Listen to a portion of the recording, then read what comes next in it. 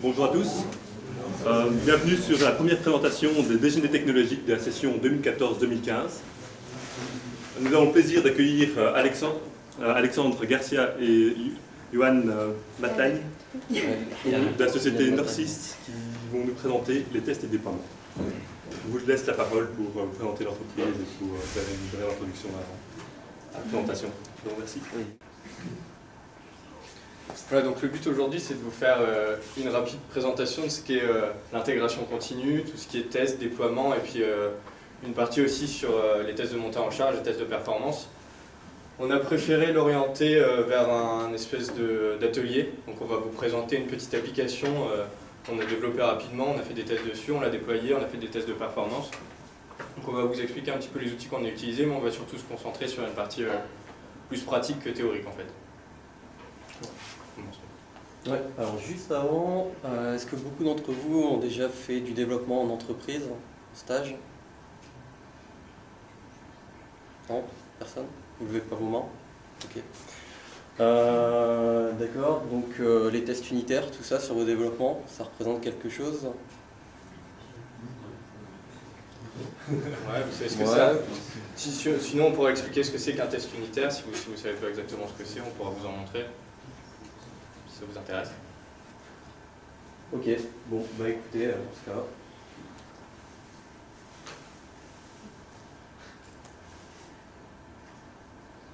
Dans ce cas-là, on va commencer, donc on va vous montrer tout ce qui est industrialisation, mais juste avant, en fait, on va vous montrer un peu le cycle de vie d'un projet. Donc en gros, c'est un peu une représentation du cycle de vie d'un projet, c'est-à-dire qu'on définit un plan de charge, un plan de fonctionnalités qu'on doit développer. On va coder, on va réaliser, on va builder, on va faire des tests, on va faire une version, on va la déployer, on va la monitorer et ensuite on va recommencer et infiniment. À chaque fois, c'est ce cycle qui va se répéter indéfiniment jusqu'à la fin du projet. L'industrialisation, son but, c'est d'automatiser la plupart des tâches que vous voyez ici, c'est-à-dire automatiser les builds, les tests, créer des versions, déployer automatiquement, monitorer également, et aussi tout ce qui est performance. Il faut savoir que pour avoir une intégration continue correcte et importante, les tests sont à la base de cette intégration continue. C'est ce qui va vous permettre d'avoir une application qui à la fin sera correcte, d'un bon rendu, et c'est aussi une sécurité. C'est-à-dire que lorsqu'on va vous demander quelque chose un soir avant de livrer une application à 18h alors que vous alliez partir, vous allez pouvoir faire des corrections assez rapidement et vous rendre compte s'il y a des problèmes ou pas. Et ça va vous faciliter la vie et aussi votre temps. Donc l'intégration continue, généralement, on peut la représenter par ça en fait. C'est un ensemble d'outils qu'on va mettre en place dans la société, dans le cadre du projet, pour faire avancer les choses. Donc ça commence tout le temps par des builds locales. Donc vous allez développer votre application, créer vos tests, vous allez tester votre code unitairement, vous allez peut-être faire des tests d'intégration, des tests de montée en charge, des tests fonctionnels. Le but c'est de réaliser tout ça. On va avoir un outil qui va nous permettre de lancer tous ces tests un soir, tous les soirs. Tous les soirs, on va builder l'application, on va récupérer les dernières sources, la builder, lancer les tests. Et une fois que tous ces tests seront passés, et s'ils sont corrects, on va déployer sur une plateforme de recettes pour que les fonctionnels puissent recéter ou que le client puisse voir la nouvelle application. Et tout ça, ça se fait automatiquement. C'est vraiment un process d'industrialisation. C'est-à-dire qu'à partir du moment où on arrive au serveur d'intégration continue, à partir du premier build, là, tout ça c'est automatisé. C'est-à-dire qu'on n'a plus rien à faire, on a juste à suivre les étapes. Et si ça s'arrête et qu'il y a une erreur, on regarde ce que c'est l'erreur, on corrige, on repousse une nouvelle version et tout le process se refait entièrement en fait. Et tout est automatisé. On va faire un peu le tour. Voilà. Après, autour de ça, on va rajouter des outils. Des outils pour la qualité du code, pour surveiller la qualité, surveiller les performances. Pour remonter des métriques, savoir si des méthodes sont trop complexes, si on a utilisé des méthodes dépréciées, ce genre de choses. Donc tous ces types de rapports sont générés après le déploiement et ça permet vraiment d'avoir une vue globale du projet, de savoir ce qui a été fait, ce qui a été bien fait, ce qui a été mal fait et ce qu'on peut améliorer.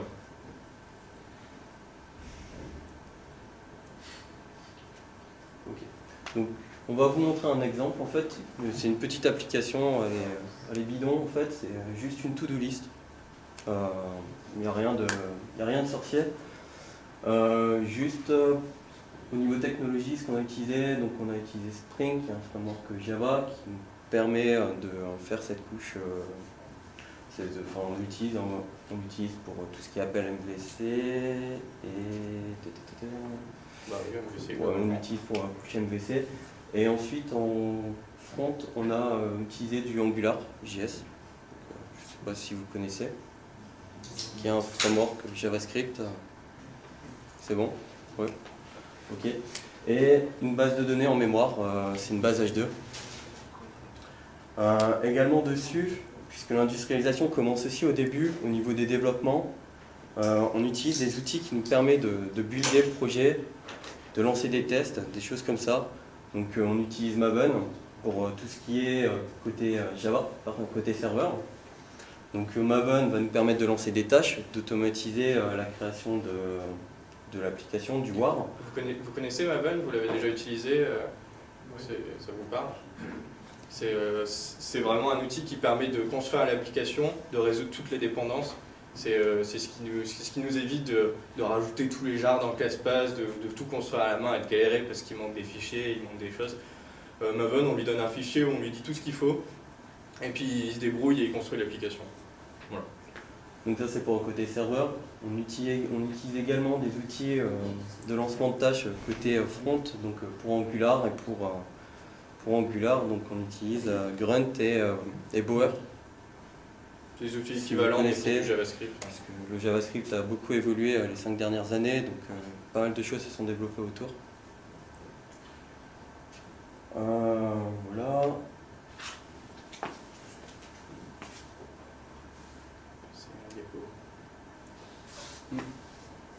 Après, je sais pas, ouais, on verra après.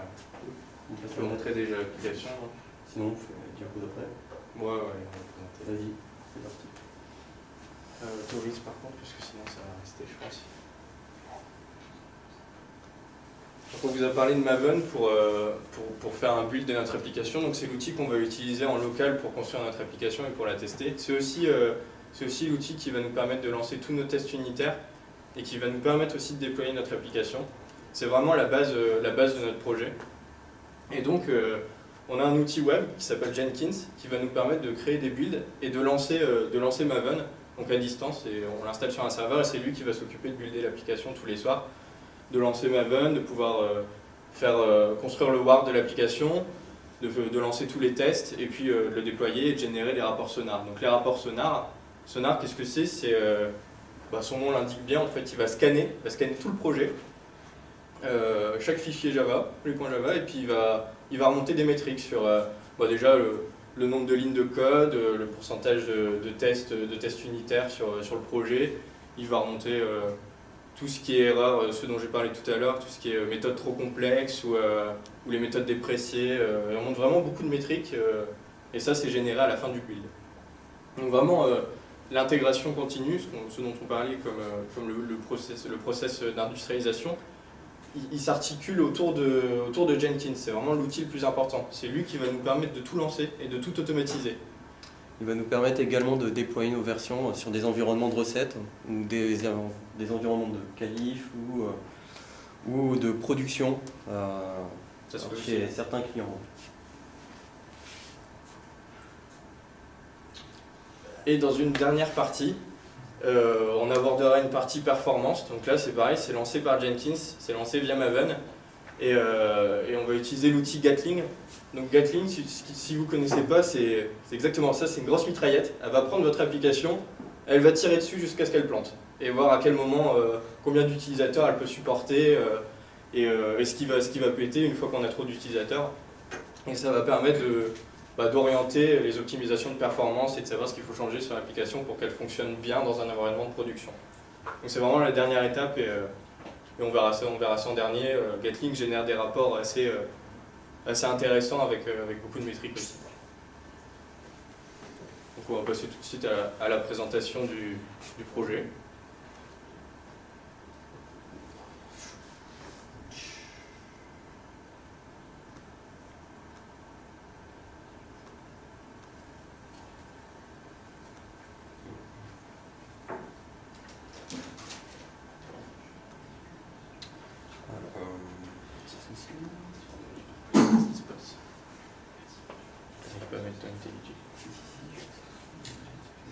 Ah, c'est parce que c'est en plein écran.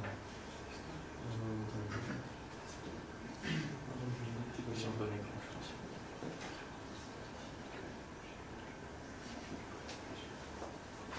Alors attendez. Toi.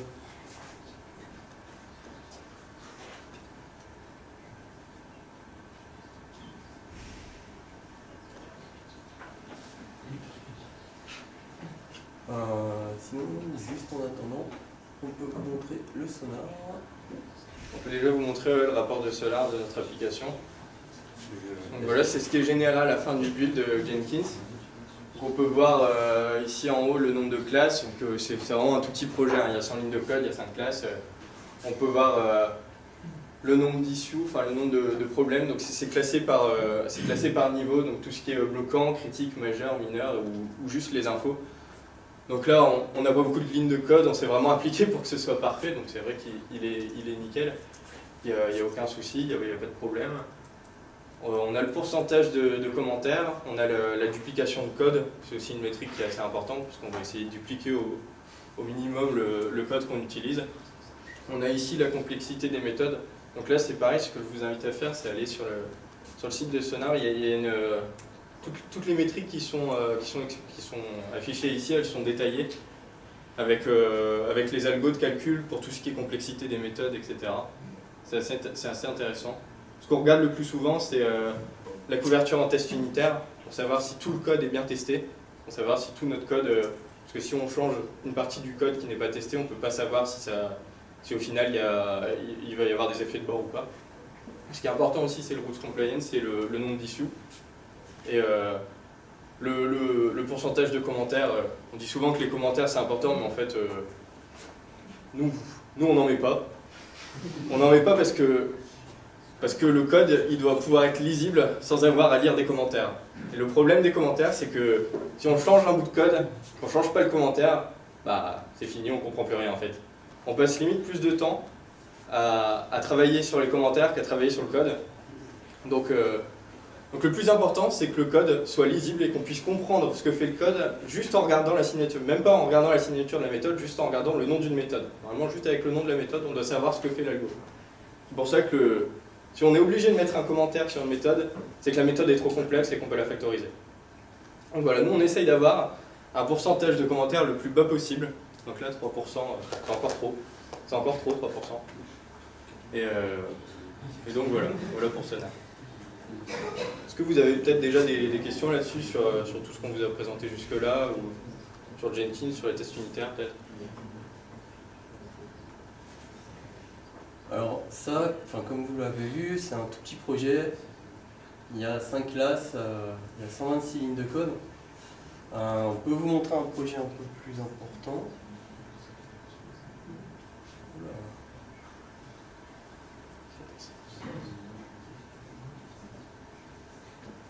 Ok. Donc ça c'est un projet qui a été fait chez Nordsys. C'est un projet qui a été fait chez Nordsys où on a 23 000 lignes de code, 586 classes. On voit que toutes les rules, il n'y a aucune règle. Et on voit également au niveau des tests unitaires, il y a 3678 tests qui compilent tous. Et ça représente l'application est couverte à 92% des différents. 92% par les 3600 tests. Dans ces 3600 tests, on va retrouver des tests unitaires et également des tests fonctionnels. qui sont lancés avec Sonar, avec Selenium. Donc qui vont représenter le comportement d'un utilisateur. Je ne sais pas si vous connaissez Selenium. Ce type d'outils, Selenium. En fait, c'est des outils qui vont nous permettre de tester l'interface, de créer un scénario qui dit par exemple l'utilisateur il accède à cette page-là, il remplit ce champ-là, ce champ-là, ce champ-là, il valide le formulaire et voilà le comportement qu'on veut en réponse de cette action. Donc on va décrire des scénarios pour tout ce qu'on a sur notre application et c'est aussi considéré comme des tests unitaires et c'est aussi ce qu'on va lancer via Jenkins et qui va remonter dans les rapports Sonar.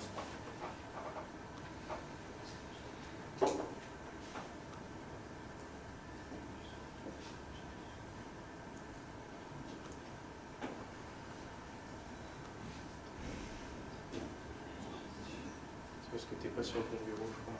Bon, ça arrive.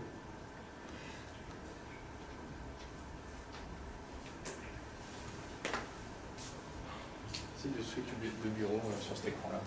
Hein? Essaye de switch de bureau sur cet écran-là. C'est parce que j'étais encore dans l'écran. Ok.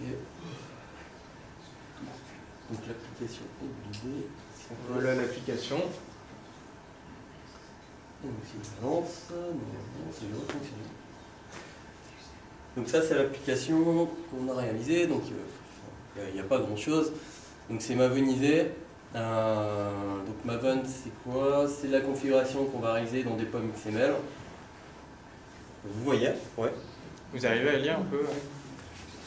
Donc on définit ici. Normalement, Et voilà. Il n'y a plus rien. Ok, ça c'est bon. Donc on définit toutes les dépendances de nos projets, donc c'est un peu tous les modules dont on va avoir besoin pour notre projet. Donc ici on a Spring, on a Lombok, je ne sais pas si vous connaissez Lombok. En fait ça nous permet d'éviter de générer des getters et des setters en fait. Il le fait à la compilation. Donc on peut le faire via des annotations. Quand on crée une classe, on met @data sur la classe, il génère des getters et des setters pour tous les attributs. On peut dire @setter juste sur un attribut, donc qui génère juste un setter. En fait, ça évite de polluer, d'avoir une classe quand on a une dizaine d'attributs, quand on a 10 lignes je sais pas combien de lignes de getter et de setter, ça devient vite illisible. Donc Lombok, il évite de faire ça en fait. Il permet de les générer à la compile et ça donne des codes beaucoup plus propres. D'ailleurs, si je peux montrer une classe après, avec des getters et des setters. Ouais. Donc ça c'est notre projet. Donc pas grand chose, juste un tout doux. Je te laisse. T'aurais pu mettre un relevé. Donc là, voilà, il y a une classe to-do, il y a 4, même pas 4, il y a 3. Il y a 3 attributs, mais on a juste les deux annotations @getter, @setter, et puis ils seront générés à la compilation par Maven en fait.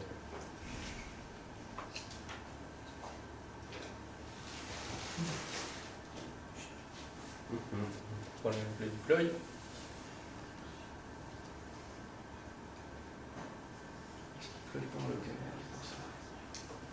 Il y a l'IP. Bon, on est dessus. Tu peux lancer la sortie.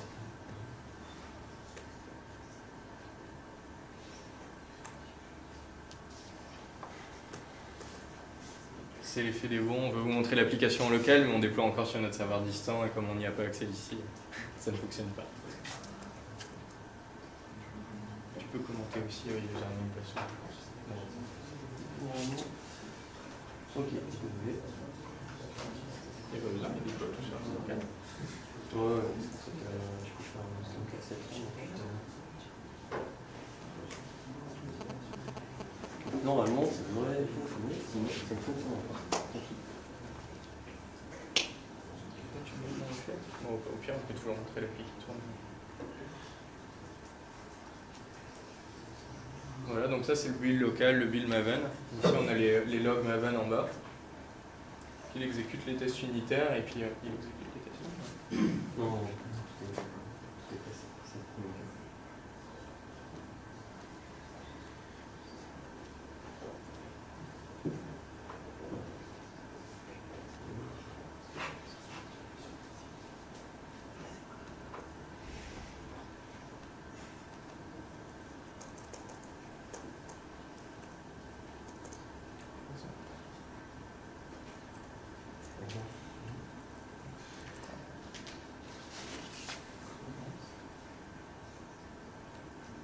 possible de montrer qu'il y a déployé sur un serveur existant. Ouais, Elle est en bas. Attends, on va les mettre. Tout doux dans ce segment. Et la complète au-dessus.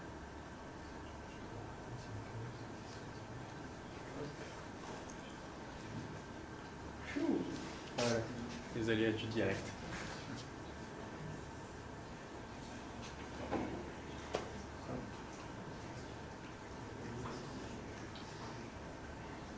Voilà notre application.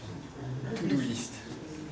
Ok, donc ça c'est l'application, donc elle est toute bidon, elle fait rien de spécial, on peut créer des to-do. Ah. Voilà, il y a une petite règle. Juste une toute petite règle histoire de Ouais. dire qu'elle fait pas rien.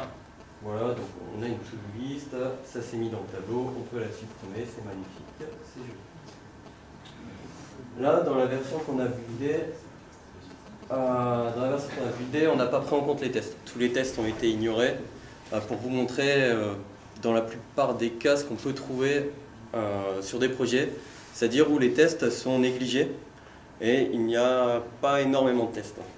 Voire pas du tout de test unitaire. Alors, pas du tout de tests unitaires. Donc il est 19h, c'est le soir, et on vous demande de faire une modification rapide. Voilà, hop, une modification rapide. Donc ce que vous allez faire, hop, donc nous, on va voir, on ne veut pas pouvoir, la demande c'est, on peut aujourd'hui, on peut créer une to-do sans description. Ça Le fonctionne. but c'est de bloquer ce comportement et donc de rendre obligatoire le champ de description. Donc comme vous êtes fort, vous vous dites Commencez par ok, le modèle. on va prendre le modèle to-do et on va lui rajouter un new label égale false. Comme ça, le champ devient obligatoire. Comme vous êtes pressé que c'est vendredi soir, vous dites c'est bon, ça suffit, ça fonctionne, vous compilez, vous livrez, et c'est parti. Hop. Donc on compile. Soit compile nickel, il n'y a aucun problème. Normalement, ça compile.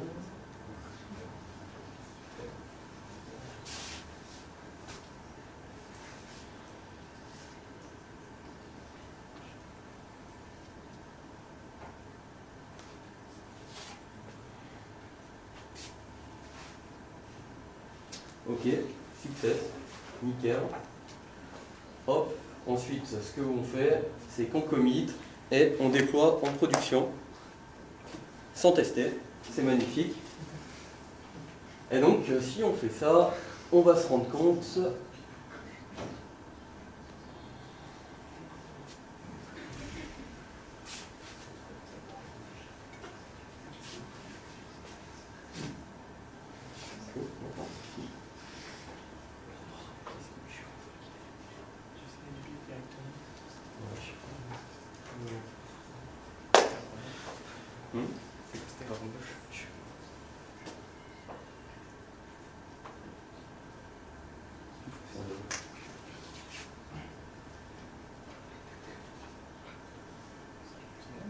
Bon, on démarre, le tome 4 démarre, hop, hop, hop.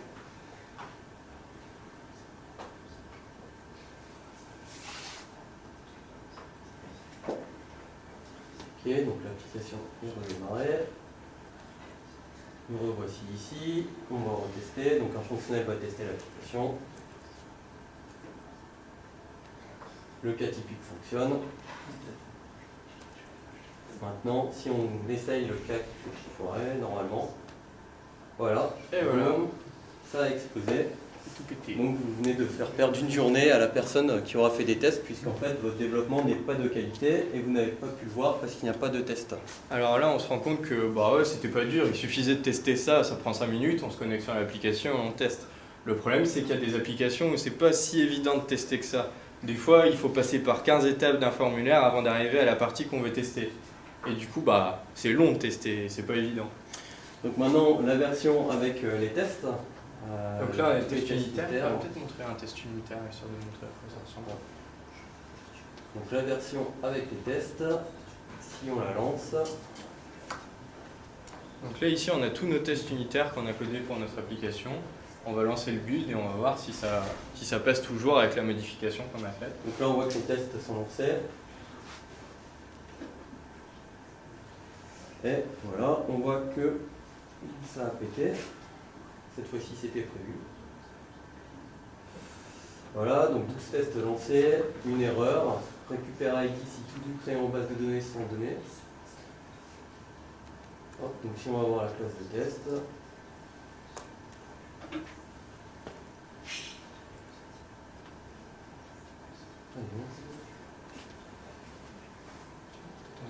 Ouais, c'était changé la version multi. Voilà, donc un test unitaire, ça ressemble à ça. Donc on teste vraiment une partie bien précise de notre code, ou juste une méthode, ou un cas bien précis d'une méthode. Et donc on avait un test. Ici, c'était lequel? C'était celui-là. C'est celui-là qui pétait. Non.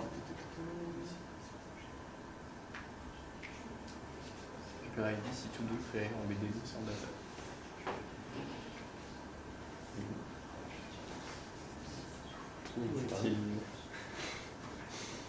C'est sur la bonne map. Non, je pense pas. Enfin, on passera avec ça. Ah ok, c'est pas sur le bon. Donc Voilà, donc c'est ce premier voilà. test-là qui plante. On crée un to-do qui est vide et on testait que c'était bien sauvegardé avec un ID, sauf qu'aujourd'hui, ça nous renvoie une exception. Donc la correction est mal réalisée et donc il faut ensuite modifier un peu plus loin dans l'application pour la faire fonctionner de nouveau. Donc ça c'était pour le test. C'est pas pour la partie test. On peut montrer la partie automatisation de tout ça sur Jenkins. Donc ce dont on parlait Voilà. tout à l'heure. La partie qu'on a fait là en local, on peut aussi la lancer sur l'outil dont on a parlé plus tôt, Jenkins.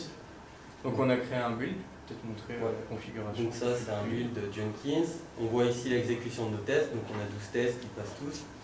Il faut savoir que sur cette, j'ai pas poussé mes modifications sur le repository, donc elles sont pas présentes. C'est encore la version qui fonctionne ici. C'est la version qui est fonctionnelle, sans la modification. Donc on a 12 tests, et comment on configure un job Maven Jenkins. Donc on lui précise la JDK qu'il faut utiliser et On notre précise repository les sources. où sont contenues les sources de notre application. Une fois ça, on va lui dire de scruter le repository et de le lancer par exemple ici toutes les heures. S'il y a une modification, dans ce cas-là, il va relancer ce build. Et donc voici la commande qui est lancée. Donc c'est une install Tomcat Site Deploy, ce qui nous permet à la fin de la compilation de lancer de redéployer l'application sur le serveur d'après. Donc ce qu'on vient de faire là en local, en fait, toute la partie Maven qui lance tous les tests et qui nous permet après de déployer notre application en local. On fait exactement la même chose ici sur Jenkins. Sauf que s'il y a une erreur en cours de route, s'il y a un test unitaire qui ne passe pas, il s'arrête tout de suite et ne déploie pas. Donc on a toujours l'ancienne version qui est toujours fonctionnelle, qui est toujours installée. Et ici, en dernier, à la suite du build, on va lancer Sonar en fait, qui va analyser toutes nos sources et qui va nous sortir un rapport. Voilà, donc si on le lance, voilà. Tu peux montrer la console, comme ça on verra ce que tu as vu. Donc voilà, quand on lance un build, ça se passe comme ça, et on peut suivre la sortie console, donc ce qu'on avait tout à l'heure sur notre machine. Donc ça c'est exactement ce qu'on avait sur notre machine. C'est exactement ce qu'on avait sur notre machine. Il faut savoir que nous à Narcisse, on a un espèce de petit jeu sur Jenkins, c'est que donc on travaille la plupart du temps sur la plupart des projets avec des tests unitaires qui sont lancés via Jenkins. Et ce qu'on a vu là, c'est qu'il y avait des petites boules vertes en fait quand le projet fonctionne bien. Et quand il y a juste un petit problème, les boules deviennent jaunes. Et quand il y a un très gros problème, quand il y a plusieurs tests qui sont cassés ou une grosse erreur, le build devient rouge. Et dans ce cas-là, à Narcisse, en fait, la personne qui est responsable du build rouge va devoir porter un chapeau assez ridicule sur la tête jusqu'à ce qu'elle ait réparé ce qu'elle a cassé en fait. Et ça nous force justement à tester en local et à éviter de déployer quelque chose qui est complètement pété. Et bon, ça peut paraître un peu humiliant comme ça, mais c'est assez bon enfant en fait. La personne qui se retrouve avec le chapeau, en général, on l'aide pour que ce soit corrigé le plus vite possible. Mais c'est assez marrant, il y a toujours le stress quand on pousse les sources de se dire est-ce que ça va fonctionner ou pas, est-ce que j'ai bien fait mes tests en local. Donc là, on voit que l'application a été redéployée sur notre serveur distant.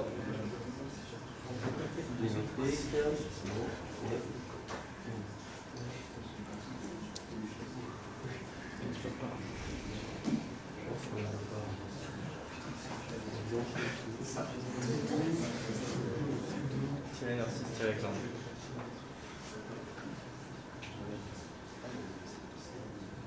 Voilà, donc là le build c'est terminé.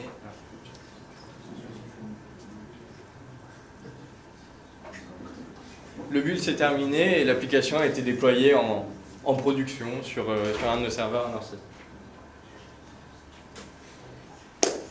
Voilà pour la partie test. Voilà pour la partie test et déploiement. Donc ensuite, c'était tout ce qui était performance. Je sais pas, déjà, est-ce que vous avez peut-être quelques questions sur cette partie-là avant qu'on passe à la partie performance? Pour tester le côté client, parce que là vous testez que le côté serveur, est-ce que Jenkins peut aussi tester le code JavaScript? Oui, tout à fait. Alors, j'en ai pas là. Par contre, hop, je vais vous montrer une application où le JavaScript est testé. C'est ce dont on parlait tout à l'heure. Toi tu parles de tests unitaires côté JavaScript. Tests unitaires, en fait, on a la possibilité de faire des tests unitaires aussi côté JavaScript. Bah ouais, il y a quelques projets qui sont pétés. Donc là c'est le Jenkins global de Narcisse et tous nos projets. C'est ton projet, on va faire petit. Il est pété depuis ce matin en plus. Donc en fait, c'est un projet, c'est un parafeur. Donc pareil, on a un projet, on a une partie front et une partie serveur. Partie serveur, on a du Java, Spring MVC, blabla. Et côté front, on a du AngularJS. Donc toute l'interface est faite avec AngularJS. Et donc pour ça, voilà. Donc là, on a le résultat de tous nos tests côté serveur, donc on a 120. Et ensuite, ici, on a le code coverage sur les classes sur les fichiers JavaScript. Donc on voit que, par exemple, si je prends le contrôleur, Tu peux carrément montrer le code. voilà. Donc ça, c'est du code JavaScript, Angular, pour les personnes qui en ont déjà fait. Et toutes les lignes vertes sont les lignes qui sont couvertes. Donc on a la possibilité de couvrir tout le code et de réaliser des tests unitaires en JavaScript également. Jenkins a certaines limites au niveau des langages supportés ou la plupart sont vraiment Non, on peut on peut vraiment compiler et faire des choses avec n'importe quel type de langage. En fait, j'ai pas rencontré de limites aujourd'hui, mais l'avantage, c'est que tu peux aussi, même si tu veux, lancer des lignes de commande toi-même. En fait, si tu as ton propre outil qui compile, ou si tu veux compiler par exemple avec GCC, si tu fais du C, bah, tu peux compiler avec GCC si tu en as envie. En fait, si vous voulez, Jenkins, c'est une application web en fait, qui est déployée dans un Tomcat sur un serveur. Donc après, vous pouvez interagir avec le serveur. Et elle exécute ce que tu lui demandes d'exécuter, et au moment où tu lui demandes de l'exécuter. Donc si tu veux lui demander d'exécuter quelque chose avant un build, après un build, pendant un build, tu peux faire vraiment ce que tu veux, c'est vraiment paramétrable. Il y a vraiment beaucoup d'options. La question pour par exemple le développement mobile, pour tester l'application iOS. Ça se fait aussi, ouais. Ça se fait aussi. iOS, je ne sais pas si on a d'exemples, mais on a des exemples d'applications Android. Ça, on le fait beaucoup, on a beaucoup de tests unitaires. Et d'ailleurs, il y en a des. Je crois que l'application Amélie qui était rouge là, ça c'est l'application Amélie de la sécurité sociale, qui est développée à Narcisse. Et là c'est pareil, c'est rempli de tests unitaires et on utilise Jenkins pour builder. Et d'ailleurs, il s'occupe aussi de construire l'APK et ensuite on n'a plus qu'à installer l'APK sur un téléphone en fait. On utilise aussi Jenkins pour tout ce qui est livraison. C'est-à-dire qu'une fois que l'application est déployée, tout ça, on fait le package qu'on va envoyer au client pour qu'il l'installe ensuite chez lui. Et c'est Jenkins qui s'occupe aussi de créer ce package. Tout à fait. Ouais. Je ne sais pas si vous avez d'autres questions. D'autres questions? Non.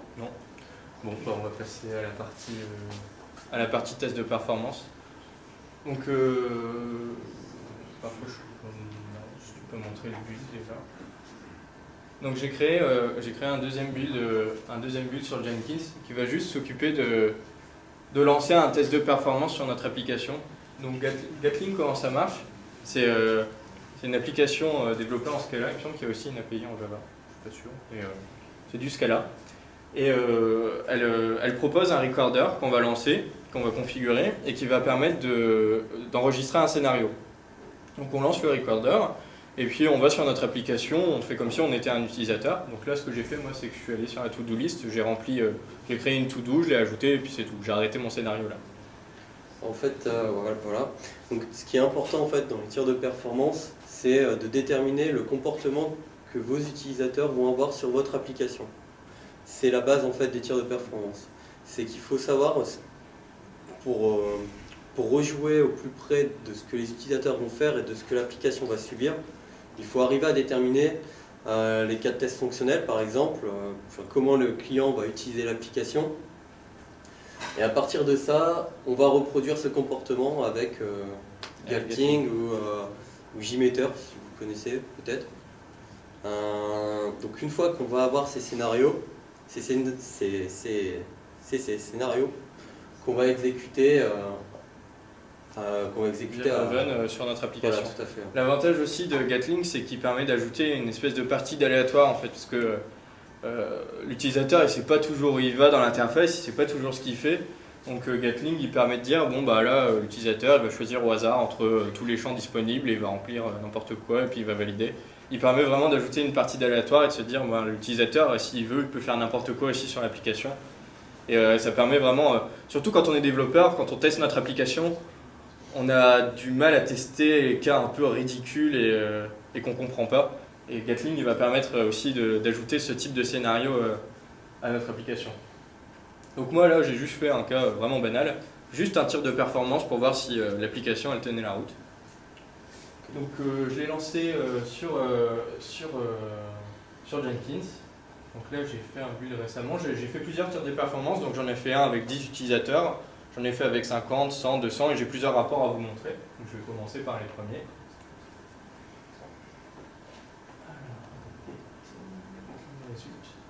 Qui sont générés là. Ça va être le premier. Donc une fois le tir de performance exécuté, voilà. Gatling nous renvoie tout un rapport en fait des différentes requêtes HTTP qu'il a envoyées et on va savoir. Donc ici le tir de performance s'est plutôt bien passé. On a un petit serveur Tomcat, donc il y avait une centaine de personnes en simultané il me semble, ça doit être ça. Il y a eu 130 requêtes d'effectuer. 130 requêtes. Donc on voit que ça s'est plutôt bien passé, les temps étaient plutôt corrects à part sur certaines requêtes. Bon là encore une fois c'est parce qu'on a un tout petit serveur Tomcat et qu'il y a plusieurs applications dessus. Donc pour 100 utilisateurs ça se passe plutôt bien. On a vraiment beaucoup de métriques sur toutes les requêtes qui sont exécutées. Voilà, donc là à gauche vous avez les requêtes et leur état. Donc ok si des requêtes, si c'est du 200 qui est renvoyé, 400 si le code retour est 500 je pense, 500 et autres. Et ensuite à droite vous avez tous les temps de réponse, compris les requêtes en fait. Et après on a vraiment beaucoup de métriques sur tout ce qui s'est passé. Bon là c'est pas vraiment intéressant parce que tout a bien fonctionné. Donc ça nous intéresse vraiment pour savoir si c'est suffisamment rapide. Mais je vais plutôt vous montrer les tirs qui se sont mal passés. C'est toujours ce qui est le plus intéressant de tout casser. Alors, on va passer directement sur le dernier. Donc il me semble que celui-là, j'avais mis 5000 utilisateurs en simultané. Donc c'est vraiment en simultané, hein. Il y a les 5000 qui arrivent en même temps sur l'application. Il faut savoir que sur notre application, il n'y a pas du tout de session, il y a juste une page. Si je crée une to-do et quelqu'un d'autre vient, la to-do sera là. Donc si 5000 utilisateurs viennent sur la même page et qui créent tous des to-do en même temps, bah, ça donne ce que je vais vous montrer. Voilà, alors il y a quelques requêtes qui sont passées, il me semble que c'est de l'ordre de 17%, c'est ça, il y a 83% de KO. Et encore, celles qui sont passées, elles ont été très très lentes. Donc tout a craché, pendant tout le temps du test de performance, le serveur Tomcat était HS, il n'y avait plus moyen d'y accéder. C'était vraiment, il n'y avait aucune application qui était accessible. Il y a quelques requêtes qui arrivaient à passer de temps en temps, donc ici on voit un peu un résumé de tout ce qui est passé, surtout de tout ce qui n'est pas passé. faut savoir que ça va juste nous retourner le retour en fait des requêtes qui sont lancées. Après, derrière ça, Ça nous ok. donne aussi les erreurs. Ça nous donne les erreurs. Exact. Ça nous donne les erreurs. Mais après, par exemple, C'est pas vraiment, C'est quoi c'est pas vraiment un outil de debugging. c'est ça. On a lancé des requêtes, on a eu des erreurs, mais voilà, qu'est-ce qu'on fait après? Donc on voit qu'il y a eu des erreurs too many open files, qu'il y a eu des connection timeout ou ce Voilà, type de choses, mais typiquement, le connection timeout, ça c'est c'est un pas truc qu'on voit vraiment beaucoup en Java. Hein. et c'est pas Gatling qui va vous dire pourquoi il est arrivé. Donc derrière, on va réinstaller d'autres métriques, que ce soit sur le serveur applicatif, sur sur le code, enfin mettre des métriques niveau un peu de l'IDE, partout sur le serveur, récupérer le CPU, la mémoire, toutes ces métriques-là pour essayer de déterminer exactement pourquoi on a eu ces types d'erreurs et essayer de les résoudre au plus vite. Voilà. L'outil Gatling il sert vraiment à malmener votre application et à savoir si elle tient le choc. Si elle est Donc résistante. même si vous avez l'occasion de développer des trucs pour les cours, ça peut être intéressant de lancer un Gatling sur ce que vous développez. C'est vraiment facile à prendre en main, je vous dis, c'est juste un recorder. Ça vous génère un petit bout de code en ce cas-là et c'est un petit script à lancer qui va exécuter, il n'y a vraiment pas de code à faire. Il y a juste le nombre d'utilisateurs simultanés à changer et puis c'est tout, ça fonctionne, ça lance le code, ça lance le test de performance et ça vous génère un rapport complet. Il y a juste un index HTML comme j'ai fait là à ouvrir et puis on voit vraiment tout ce qui s'est passé sur l'application.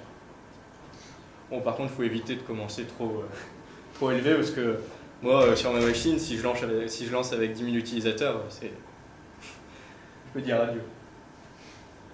Donc voilà, on a pas mal de métriques sur le pourcentage de requêtes qui ont réussi à passer au fur et à mesure du temps en fonction du nombre d'utilisateurs connectés et du nombre de requêtes, le nombre de requests, le nombre de responses, le nombre de queries par seconde avec le pourcentage de KO et le pourcentage de OK.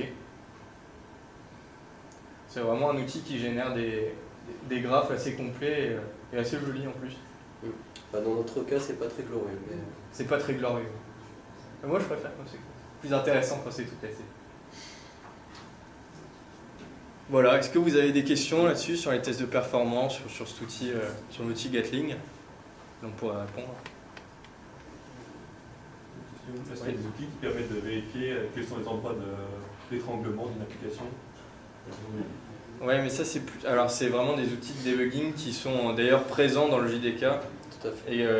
et qui permettent de voir ce qui se passe en temps réel dans la JVM au fur et à mesure que tu débugs. Donc il y a des outils complets, je ne sais plus les noms en tête, je ne sais pas si toi ça dit quelque chose. Faut regarder, mais... Regardez, mais c'est présent dans le JDK et ça permet vraiment d'analyser ce qui se passe dans la JVM. On va avoir les logs GC aussi qui vont nous permettre d'analyser la mémoire de la JVM. Après, il y a aussi Tout ce qui est les heap logs, aussi. les logs du serveur d'application. C'est ça. On a la possibilité, lorsqu'on va avoir certaines erreurs, de faire un dump de la mémoire en fait, de la JVM, la mémoire utilisée par la JVM. Et dedans, d'aller analyser quel objet a utilisé le plus de mémoire ou des choses comme ça. Pour essayer de trouver la faille. Il n'y a rien d'automatisé dans Jenkins Pas à ma connaissance. Mais Pas à ma connaissance. Après, ce qui est bien avec Jenkins, c'est qu'on a pas mal de plugins autour, une grosse communauté, donc on peut trouver des plugins un peu pour tout. Mais C'est vrai qu'il y a je vraiment pense beaucoup de plugins. qu'il faudrait regarder. Après, encore une fois, c'est vrai que ça n'a pas vraiment Jenkins, il n'a pas vraiment une vocation de debugging. C'est vraiment pour savoir si ça passe ou ça passe pas en fait. C'est un exécutant, tu vois. Il va C'est juste un exécuter les tâches exécutant, que tu vas lui dire. Après, si vraiment il y a un problème, va falloir travailler sur ton poste et puis sortir tes outils debugging et ton IDE pour voir exactement ce qui se passe dans ton application. Après, rien ne t'empêche de lancer ta Gatling sur ton projet qui tourne sur ton poste et de voir ce qui se passe. Hein. C'est possible aussi. Là, je l'ai lancé sur le serveur, mais je l'avais d'abord lancé sur mon poste pour voir comment ça se passait. Donc tu peux aussi faire du debugging en temps réel sur ton poste. C'est possible aussi.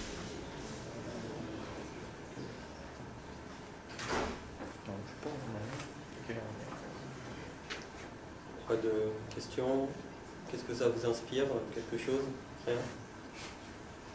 Un avis? Les mesures de complexité, elles sont basées sur quoi? Une mesure de complexité. Celle de Sonar. Ah, celle de Sonar, donc sur plusieurs règles. Plusieurs critères. En gros, Ça peut être de l'imbrication de if. Par exemple, si on a trop de niveaux d'imbrication, ça peut être une métrique de complexité. Si on a... Mais là, visiblement, la métrique de complexité, elle n'a pas de limite. Là. Elle était très faible quand le code était court, et elle est à 3820. Là. Donc on a l'impression que c'est quand même proportionnel Enfin, c'est lié à la taille du code. Ça va être lié à la taille des méthodes, la taille des fichiers, et aussi à l'imbriquement entre ces méthodes et ces fonctions. C'est-à-dire plus vous allez appeler de méthodes ou des choses comme ça, plus vous allez avoir de if, de switch, de while, de ce que vous voulez dans une méthode, plus la complexité va augmenter en fait. Donc là, on a une métrique de complexité, mais on a aussi des issues qui peuvent remonter en major, je crois que c'est en major ou en critical, qui vont avertir d'une complexité particulièrement importante sur une méthode ou sur une portion de code assez précise. Donc là, c'est ce que je disais, ça va être des méthodes qui peuvent avoir trop d'arguments. Si on a plus de 3 ou 4 arguments sur une méthode, c'est qu'on ne l'a pas assez factorisé. Pareil, des agrégations de if ou... Ça par exemple, c'est un projet ouais, compliqué. Ah, c'est bien aussi de voir un Jenkins, enfin de voir un Sonar. Donc là, on voit qu'il y a plus de 30% de duplication. 30% de duplication. Et dans les différentes règles qu'on peut avoir, on a par exemple des problèmes d'initialisation d'integer qui sont mal initialisés, des variables non utilisées. Ah voilà, tout complexe méthode. Ouais, tout complexe méthode. Et des tout complexes méthodes, on a par exemple, si on regarde.